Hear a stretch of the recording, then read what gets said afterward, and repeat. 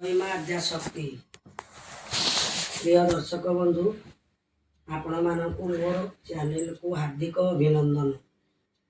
आज आम आरंभ करने को जाऊे गरुड़ पुराणर पंचम अध्याय पापर स्वरूप तदनुरूप दंड। श्री गरुड़ उवाच एहा शुणीण गरुड़ शिरे कर देई कमल बल्लभ पादे भक्ति करई कंठ गद गदे पुणी कई बचन शुणी मारा मोर मण दास निवेदन शास्त्र मानंकरे पूर्ण होइछि उकत बैतरणी नदी गर्भे हुअन्ति पतित महापथरे चलांती केवल पापी को नरक कुंडे निक्षेपंती अथवा काकु केउ केउ पापे केउ केउ नरक भोग दया बही कुहंती न करी मने राग मुहि तो तुम्हार दास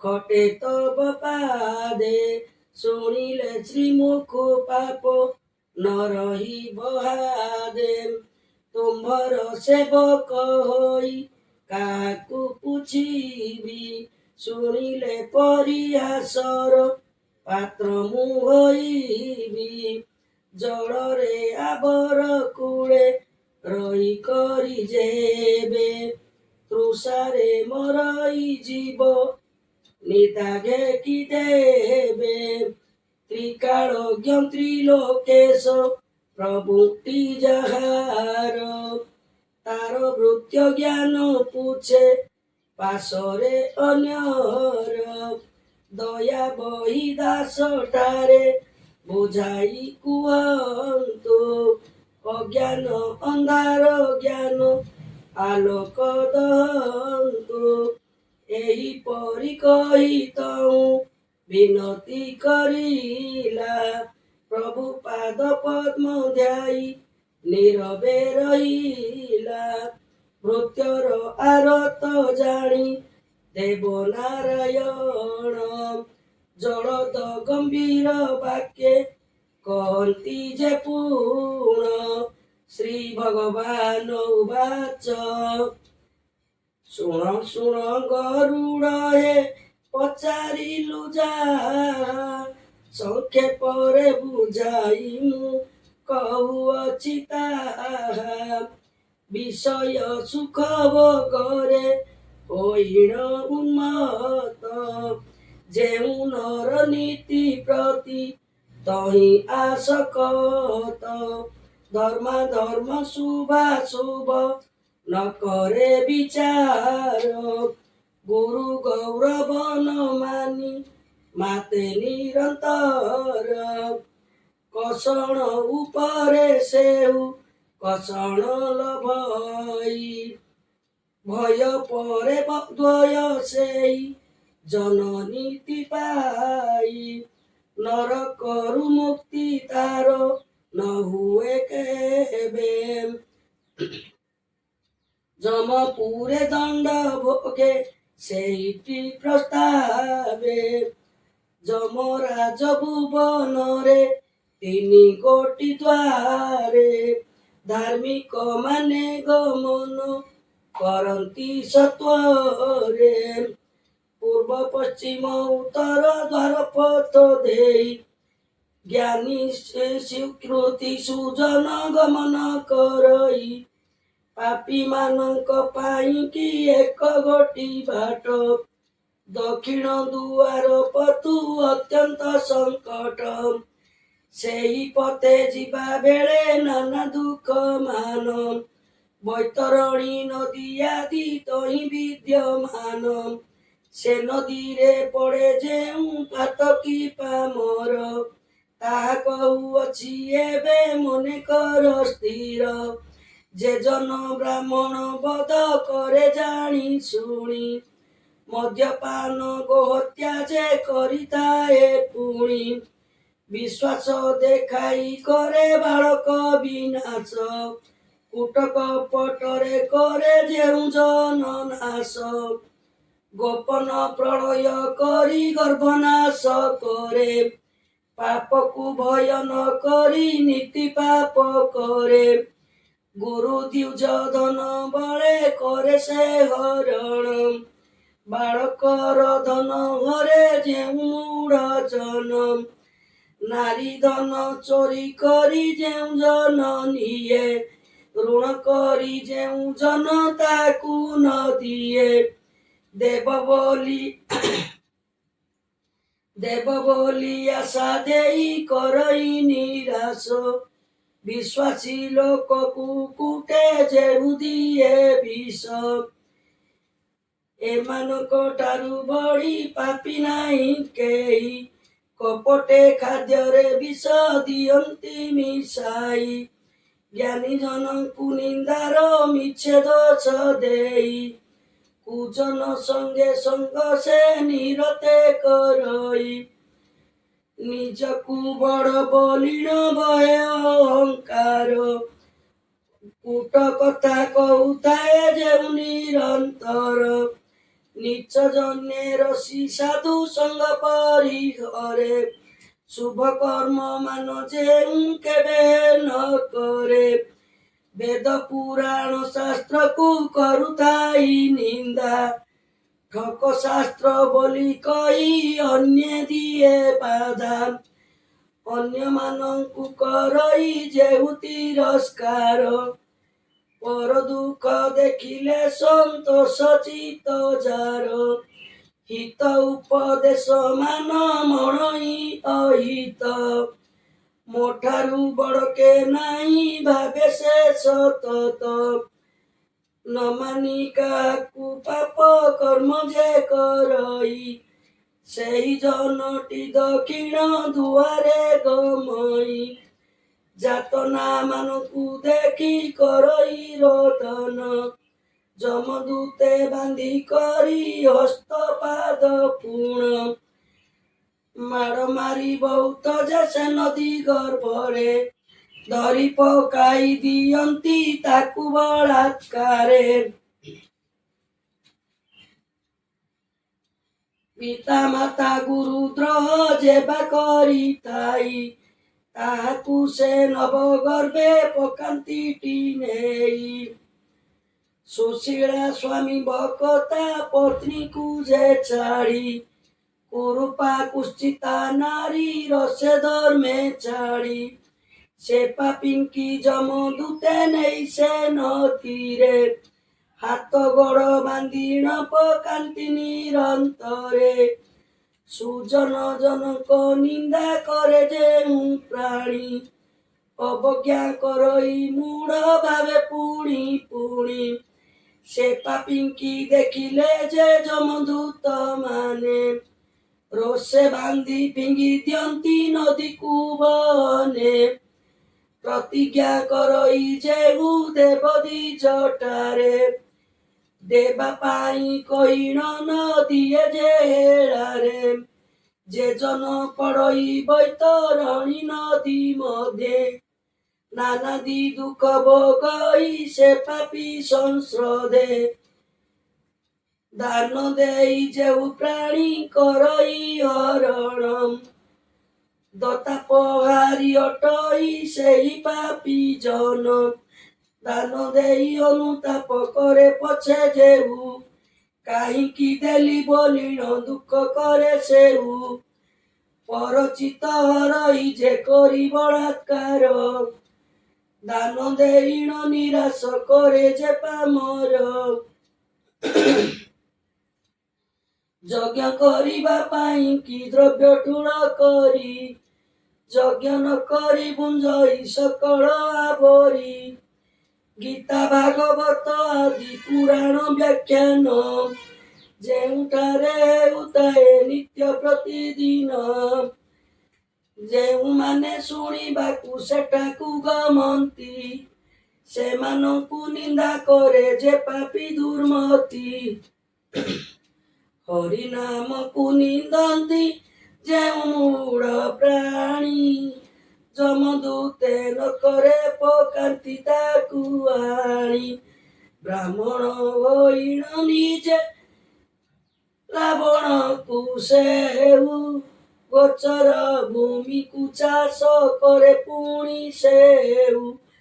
ଦାସିକି ବା ରଜସ୍ଥଳା ଅଥବା ବେଶ୍ୟାର ସଙ୍ଗରେ ପୀରତି କରେ ଯେଉଁ ମୂଢ଼ ନର। ବ୍ରାହ୍ମଣ ହୋଇଣ ନୀତି ପଶୁକୁ ମାରଇ ସୁରାପାନ করে গর্বে চিত্তে ন বিচারি। শাস্ত্র অধ্যয়ন দিনে যে জনন করি। শূদ্র ইচ্ছেদ মন্ত্র যে পাঠ করই। কপিলা দেনুর ক্ষীর আহার করই। দ্বিজ কন্যা ঘরে যেউ কামে মত হই। পর নারী সঙ্গে প্রীতি যে জন করই। সুকন্যা সহিতে প্রীতি করে যে পামর। সতী নারী কি দূষণ দিয়ে নিরন্তর। নীতি প্রতি করই যে কুকর্ম ମାନଙ୍କୁ। শুভ কর্ম বরজন বহিণ গর্ভକୁ।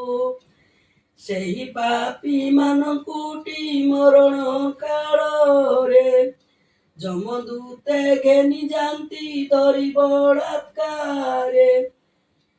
ଯମପୁର ମାର୍ଗେ ନେଇ ବୈତରଣୀରେ ବୁଡ଼ାନ୍ତି ତାକୁ ମାଡ଼ ମାରିଣ ସତ୍ୱରେ।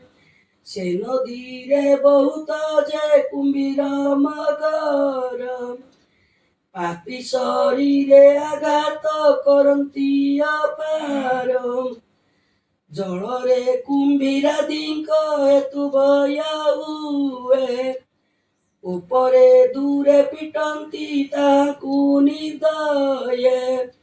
ଯେତେବେଳେ ପାପୀ ହୁଏ ଅତି ବିଚଳିତ ତାହାକୁ ଧରିଣ ନେଇ ଚଳନ୍ତି ଯେ ଦୂତ। ଦକ୍ଷିଣ ଦ୍ୱାର ଦେଇଣ ଭିତରେ ପଶନ୍ତି। ଯମରାଜା ନିକଟରେ ପ୍ରବେଶ ହୁଅନ୍ତି। ଦେଖିଲା ମାତ୍ରକେ ଜାଣ ଧର୍ମରାଜା ସବୁ। ଚିତ୍ରଗୁପ୍ତେ ପୁଛଇ କୁହ କିନା ବାବୁ। ଶୀଘ୍ର ଏହାକୁ ବିଦାୟ ଏଠାବରୁ କର। ମୁଖ ଚାହିଁବା ଉଚିତ ନୁହଁ ଏହାର। ଚିତ୍ରଗୁପ୍ତ କହୁଛି ପାଞ୍ଜିପତି ଦେଖି। ବୈତରଣୀ ନଦୀ ମଧ୍ୟରେ ପଡ଼ି ହେବ ଦୁଃଖୀ। ବହୁତ କରିଛି ପାପ ଏହି ନରାଧମ। ଶୀଘ୍ର ଏଠାରୁ ନେଇଣ ଚଳ ଦୂତଗଣ। ତାହା ଶୁଣି ଦୂତମାନେ ପୁଣି ଯାନ୍ତି ନେଇ ବୈତରଣୀ ନଦୀରେ ଯେ ଦିଅନ୍ତି ବୁଡ଼ାଇ। ଘନ ଘନ ପ୍ରହାର କରନ୍ତି ଅସ୍ତ୍ର ଧରି। ଜଳ ଜୀବନ ଖେଦନ୍ତେ ତା ଦେହ ବିଦାରି। ଚିତ୍କାର କରଇ ଯଉଁ ହାତ କି ବହୁତ। କିଏ ବା ଶୁଣିବ ତାହା ସେ ସ୍ଥାନେ କୁହତ। ଶତ ସଂବତ୍ସର ଭୋଗ କରଇ ସେଠାରେ। କ୍ଷୁଧା ତୃଷାରେ ଆକୁଳ ହୁଏ ନିରନ୍ତରେ। 84 କୋଟି ନରକ ଯେ ପୁରେ ଅଛଇ।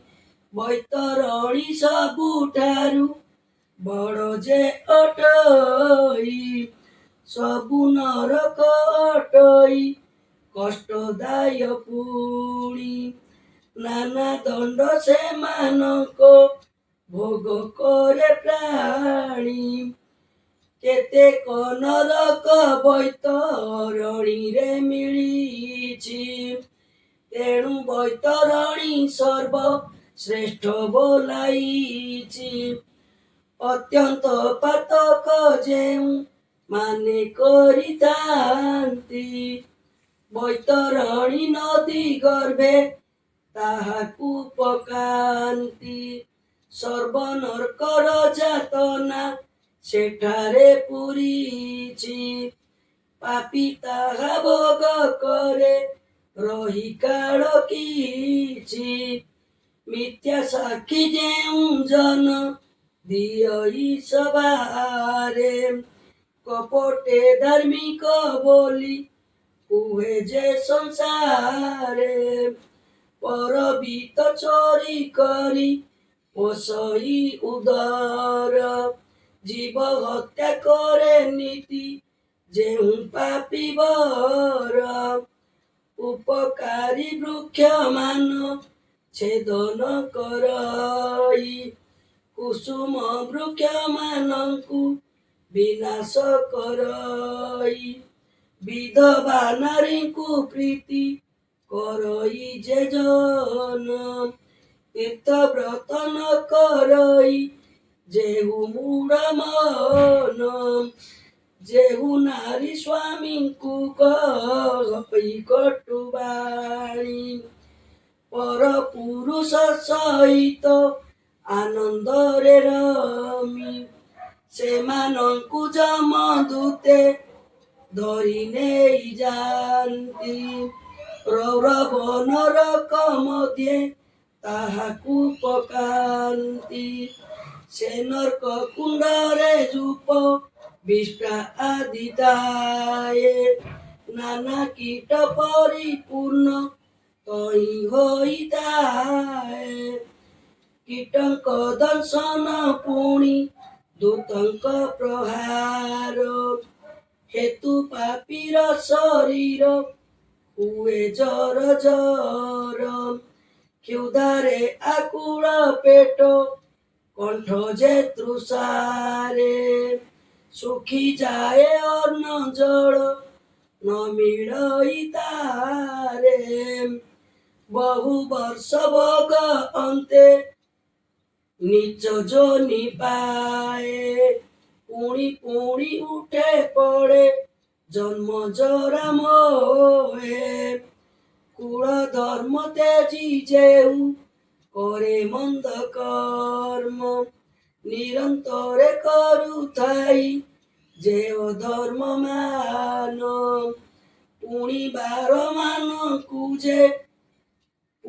ଦାରମାନଙ୍କୁ ଯେ ନିରତେ ପୀଡ଼ଇ, ଗ୍ରାସ ଆଚ୍ଛାଦନ ସେହି ମାନଙ୍କୁ ନ ଦେଇ। ଦେବତା ଅତିଥି ସେବା ନ କରିଣ ମନେ, ମୁହିଁ ବଡ଼ ବୋଲି କହି ହୁଏ ଯେ ଆପଣେ। ସାଧାରଣ ଲୋକଙ୍କୁ ଯେ ଠକଇ ନିରତେ, ପର ଧନ ହରିବାକୁ ଭାବୁଥାଏ ଚିତେ। ଏମାନଙ୍କ ପାଇଁ ବହୁ କଷଣ ଅଛଇ, ଯମ ମାର୍ଗରେ ଭୋଗନ୍ତି ମୃତ୍ୟୁ ବସଇ। କୁମ୍ଭୀ ପାକ ନରକରେ ପଡ଼ଇ ଯେ ଜନ, ବିକଳେ ମାଗିଲେ ନ ମିଳଇ ତହିଁ ଅନ୍ନ। ପ୍ରହାର କରନ୍ତି ଦୈତ୍ୟେ করে ଧରି ଶୂଳ, ପ୍ରହାର ତାଡ଼ନେ ଯେହୁ ହୁଅଇ ଆକୁଳ। ନର୍କ ମଧ୍ୟରେ ବିଷାକ୍ତ କୃମି ରହିଥାନ୍ତି, ପାପୀର ଶରୀରେ ସେହୁ ଦଂଶନ କରନ୍ତି। ଆକୁଳିତ ହୁଏ ସେହି ନରକ କଷଣ, ପୂର୍ବ କର୍ମ ମାନ ତାର ହୁଅଇ ସ୍ମରଣ। ନିଜେ ନିଜେ ନିନ୍ଦା କରେ ନିଜର କର୍ମକୁ, କାହିଁକି ପିଡ଼ିଲି ମୁଇଁ ନିର୍ଜୀବ ପ୍ରାଣୀଙ୍କୁ ସେହି ପାପୁଲ ବିଲଇଁ ଏ ଦାରୁଣ ଦୁଃଖ ଏ ରୂପେ ହଇଲି ମୁଇଁ ତେଣୁ ତ ନିରଖ ଏଇଥର ଯଦି ମର୍ତ୍ତେ ଜନମ ଲଭିବି ଏହିପରି ପାପ କର୍ମ କେବେ ନ କରିବି ଏହିପରି ଭୋଗ କରେ ସେହି ପାପୀ ଜନ ନିରତରେ ଦୁଃଖ ପଡ଼ି ବ୍ୟାକୁଳିତ ମନ କୂପ ଜଳାଶୟ ବାମ୍ପି ଯେ ଜନ ଭାଙ୍ଗଇ ପ୍ରଜାମାନଙ୍କର ଗୃହ ଭାଙ୍ଗିଣ ଦିଅଇ ଗୁରୁ ଭୃତ୍ୟ ବାଳକ ବା ବୃଦ୍ଧ ନିଜ ନାରୀ କ୍ରୋଧ ବହି ଏମାନଙ୍କୁ ଯେ ଜନ ପ୍ରହାରୀ ଭଲ ଦ୍ରବ୍ୟ ହେଲେ ଯେଉଁ ଏକାକୀ ଭୁଞ୍ଜଇ ଅନ୍ୟକୁ ନ ଦିଏ ପୁଣି ଭର୍ତ୍ସନା କରଇ ଦେବତାଙ୍କୁ ନ ପୂଜଇ ଯଜ୍ଞକୁ ନ କରେ ଅଗ୍ନି ଦେବତାଙ୍କୁ ସନ୍ତୋଷ ଯେଉ ନ କରେ ନୈବେଦ୍ୟ ନ କରି ଯେଉ କରଇ ଯେ ଗ୍ରାସ ସେହି ପାପୀ ମହାପତେ ଗମିବ ଅବଶ୍ୟ ଦାସୀ ସଙ୍ଗେ କାମ ରଙ୍ଗେ ମାତ୍ରେ ଯେଉଁ ଜନ ଶୂଦ୍ର ରମଣୀ ସହିତ କରଇ ରମଣ ଦେବତା କାର୍ଯ୍ୟରେ ହେଳା করে যে ব্রাহ্মণ নরক ভোগ করইটি সেই দ্বিজ প্রাণ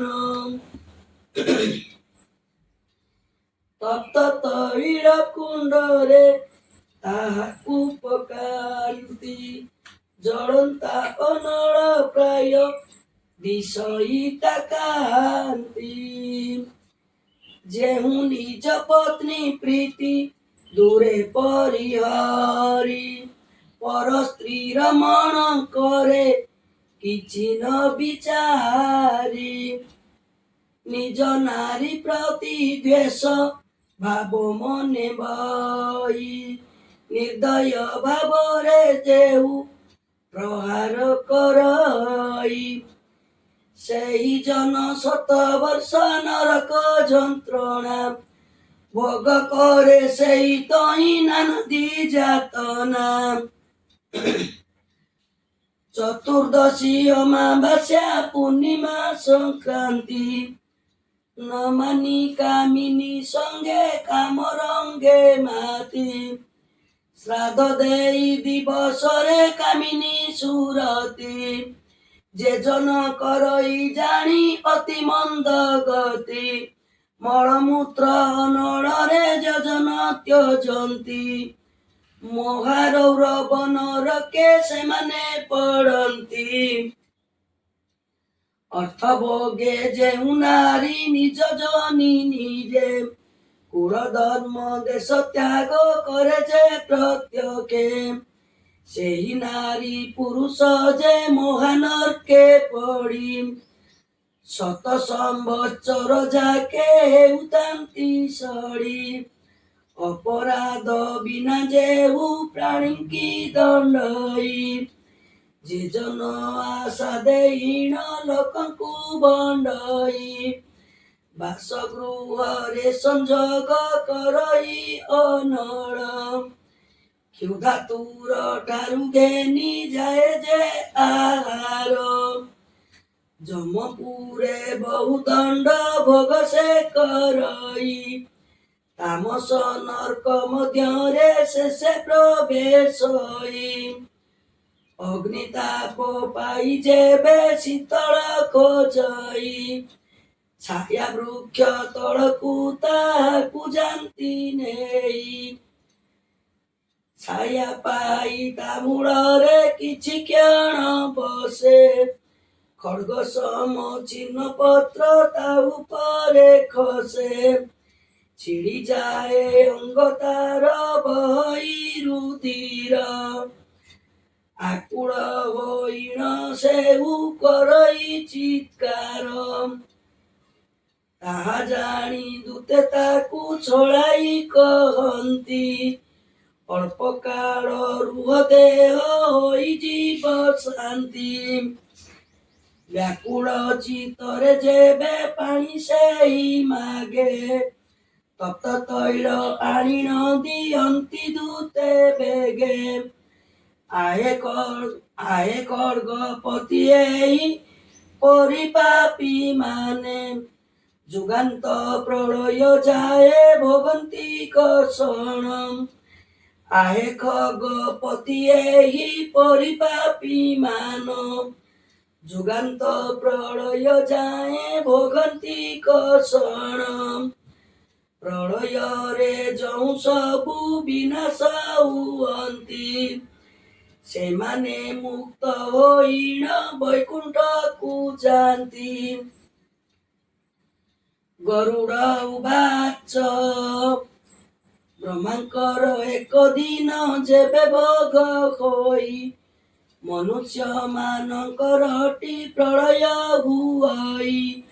ବ୍ରହ୍ମାଙ୍କର 7 ବର୍ଷ ହୁଅଇ ଯେ କାଳେ, ମହାପ୍ରଳୟ ହୁଅଇ ସିନା ସେହି ବେଳେ। ଏତେ କାଳ ପର୍ଯ୍ୟନ୍ତେ ପାପୀମାନେ ନର୍କେ, ପଡ଼ି ସଢୁଥିବେ ସିନା ଅତିରେକ ଦୁଃଖେ। ସେ କଥା ବୁଝାଇ ମୋତେ କହ ଦଇତ୍ୟାରି, ତୁମ୍ଭର କିଙ୍କର କରେ ଚରଣେ ଗୁହାରି। ଶ୍ରୀ ଭଗବାନ ଉବାଚ ବ୍ରହ୍ମାଙ୍କ ଦିବସ ଶେଷେ ରଜନୀ ହୋଇଲେ, ଶୟନ କରନ୍ତି ବିଧି ନିଦ୍ରା ଦେବୀ ବଳେ।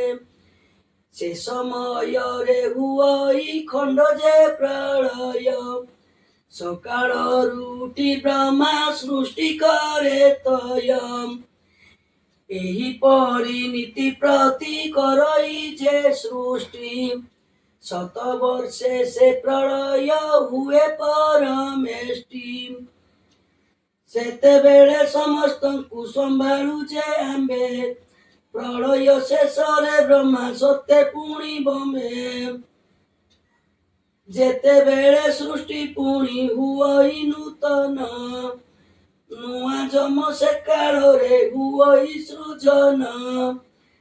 ତା ଦେଶେ ଜନମନ୍ତି ସକଳ ପ୍ରାଣୀଏ, ପୂର୍ବ ସଂସ୍କାର ବଶରେ ଉଚ୍ଚ ନିଚ ହୁଏ। ଯାହାର ପୂର୍ବ ବାସନା ଯେଉଁ ପରି ଥାଏ, ସେହିପରି ଜନ୍ମ ପୃଥ୍ୱୀ ମଧ୍ୟରେ ସେ ହୁଏ। 84 ଲକ୍ଷ ଜନି ବ୍ରହ୍ମଇ ଯେ ଜୀବ, ଶେଷେ ମ୍ଲେଚ୍ଛ ଜନି ଲଭେ ନ ବହି ମୋ ଭାବ। କୁଷ୍ଠ ଆଦି ରୋଗ ମାନ ଲଭଇ ଦେହରେ, ଯକ୍ଷ୍ମା ଶ୍ୱାସ ପାଶ ବାତ ପିତ୍ତାଦି ରୋଗରେ। ବହୁ କଷ୍ଟ ପାଏ ପୂର୍ବ ପାପ ହେତୁ ସେହି, ଅନ୍ଧ ଛୋଟା ଲେଙ୍ଗଡ଼ା ବା ବଧିର ହୁଅଇ। ନାନା ବିକଳାଙ୍ଗ ହୋଇ ଲଭଇ ଜନମ, ସେ ପାପରୁ ମୁକ୍ତି ହୁଏ ଶୁଣିଲେ ପୁରାଣ। ଭାଦ୍ରବ ମାସ ଶେଷରେ ଆଶ୍ୱିନ ମାସରେ, ପୁରାଣ ଶ୍ରବଣ କରେ ଯେ ଜନ ବିଧିରେ। ଜଳ ତିଳେ ତରପଣ ପିତୃଙ୍କୁ କରଇ, ଗୟାଦି ତୀର୍ଥ ଗମନ ଯେ ଜନ କରଇ। ପିତୃଋଷି ଦେବଗଣେ କରଇ ସନ୍ତୋଷ, ସେହି ଜନର କର୍ମଶ ହୁଅଇ ବିନାଶ। उत्तम कूଳରେ जन्म हुई तार पुत्र कन्या पत्नी धन मिलई अपार মহাদুঃখে বিলসই মহাসুখে বিলসই দেবতা সদৃশ ଅନ୍ତେ ସେହି ଜନ ହେଳେ କରେ ସ୍ୱର୍ଗବାସ ଗରୁଡ଼ ପୁରାଣ ବାଣୀ ଅପୂର୍ବ ଆଖ୍ୟାନ ଶୁଣିଲ ତ ବୈବତେୟ ଭୟ କରି ମନ ଆଉ ଯାହା ଇଚ୍ଛା ତାହା ପଚାର କହିବି ତୁମ୍ଭର ମନରୁ ସର୍ବ ସଂଶୟ ଦଇବି ତାଙ୍କ ପାଦ ପଦ୍ମ ଧ୍ୟାଇ ଆର୍ତ୍ତତ୍ରାଣ ଦାସ ଗୀତ ବନ୍ଧରେ ପ୍ରକାଶ ଏ ପୁରାଣ ରସ इति श्री गरुड़ पुराणे नैमिषायोपाख्याने विष्णु गरुड़ संवादे नाम पंचमोऽध्यायः।